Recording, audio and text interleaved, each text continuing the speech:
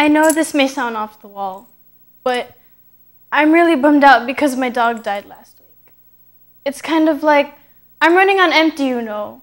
It's like someone has pulled a plug in my brain and drained all the happiness out. I've had Curly ever since I was 10 years old.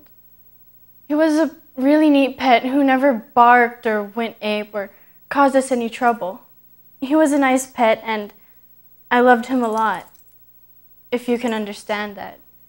A person can get really attached to their pets, can get attached to them as they are to a person.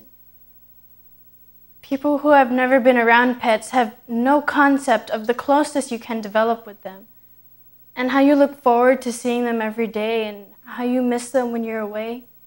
You develop this strong bond, this special connection, like Curly and me. He'd be waiting for me every evening when I came home from school, and he'd sat around while I was doing homework and stuff. And he'd sleep in my room every night, curl up at the foot of my bed and stay there until morning.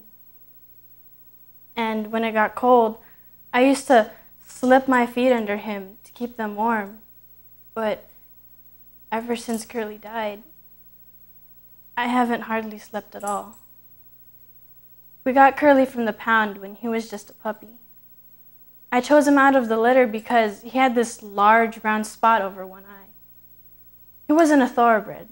No way. Just a mutt. Who knows how many crossbreeds? A Heinz 57, my dad used to say. But he was smart, perceptive, and always alert and playful. And mutts are often exceptionally intelligent dogs, and he had this great temperament too. And he had this laid-back attitude, and he was cool, but he knew what was happening. You couldn't put anything over Curly. He was hip, like I said, cool, sort of like a Spuds MacKenzie type. One of the neat things about animals is that they're not demanding. They're just there, always there for you. And they don't ask for much either. All they ask is for a little attention, a kind word or some playfulness. And there's this special quality to their silence when they're nearby. It's this quietness that allows you to be relaxed in their company without a lot of phony bull. It's a quality that people in relationships should develop. Curly had been sick for a long time, and we had him to the vets often.